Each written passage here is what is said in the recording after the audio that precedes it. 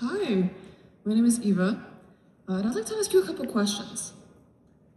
So when was the last time you volunteered for something, not planning to? When was the last time you spoke up and stood out while others hesitated? Now, many of us would like to think that in another person's moment of need, we would be decisive, bold, and helpful. But that's simply not true. For most of us, we're going to do something much, much easier. Nothing. Now, this isn't because we don't want to help this person. It's not because we're cold-hearted or inherently bad people. This preference of inaction is due to a phenomenon known as omission bias. Omission bias is the preference of inaction over action and the overjudgment of harm done by action rather than inaction. So that means that I believe that my actions may harm an individual more than if I just simply left them alone. Now, this picture may look very familiar to you. Omission bias has seeped into every aspect of our daily lives. Many of us, when we get up in the morning, we roll over, we check our alarm, we check our notifications, and maybe we get some news from our favorite TikTok influencer. We keep scrolling, and one video turns into 5, and 5 turns into 20, and then 20 turns into an entire hour wasted from your morning. Now, you guys may have heard about how teenagers are addicted to social media and short-form content. This is known as social media addiction, and it is caused by dopamine loops and instant gratification. Just a simple scroll away is another little boost of dopamine, a release of a reward chemical, where our brains are continuously hooked and addicted to this cycle of reward. Now, omission bias is something that helps keep us hooked into this. Omission bias is what's keeping us scrolling away and wasting our time. Now, many people would like to validate their inaction by saying, well, if I'm in public and I volunteer and I fail, it's embarrassing. They'll see that they will be criticized for their failure and for their boldness. So we're so afraid that we're going to make the wrong move that we simply make no move at all. Now, this is pretty important, especially in a democracy. Political efficacy is known as the belief that one's vote and one's voice matters. At the ballot box, omission bias is present. In fact, you may not be. Many of us here are registered voters, and many of us will not show up to the ballot box.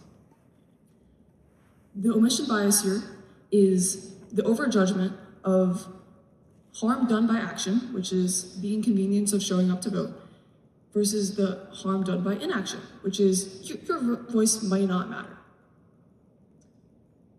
Now, many of us may be familiar with something known as the bystander effect.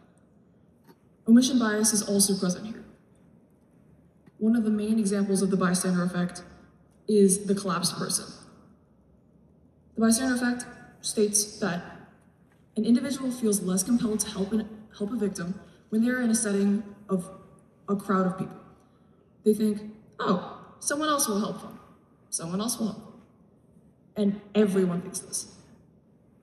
Now, I personally had to live out the bystander effect. I was recently at a large public event when a woman collapsed. I watched as 4 men dragged her to a corner where I happened to be standing, and they started fanning her, and I assumed that she had fainted from heat stroke. They were trying to get water, they were trying to fan her with their elaborate traditional dresses, and I had just happened to buy a handheld fan the other day. So I stepped in, and I handed them the fan. Now, that could have been it. That could have been my contribution entirely to this situation. But it wasn't. That wasn't until I saw them starting to do chest compressions that I got truly worried. For a little bit of context, I am CPR, AED, and first aid certified by the Red Cross. In all of these CPR and first aid classes, we're taught about the bystander effect and how we are constantly urged to simply do nothing. And I felt this hesitation. I'm only a teenager. What good could a teenager do for someone that's collapsed? But I pushed past that.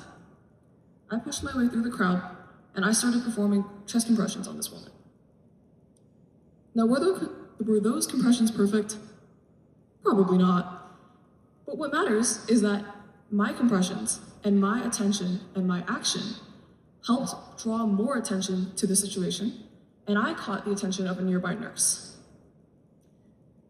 That means that because of my actions, I brought genuine, trained help to this medical emergency.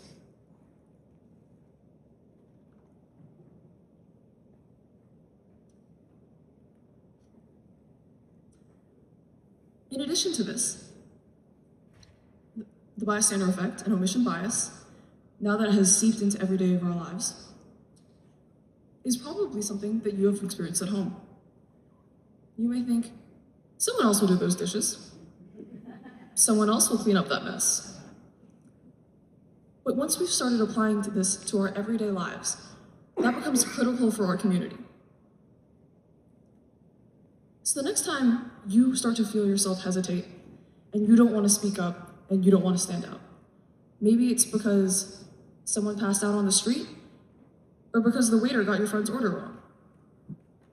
Next time you hesitate, I invite you to ask yourself, am I standing still and am I silent because it is truly the best choice? Or am I doing this simply because I want to do nothing? Being aware of omission bias and the bystander effect can be critical to helping community members in need. Thank you so much for coming to my TED Talk.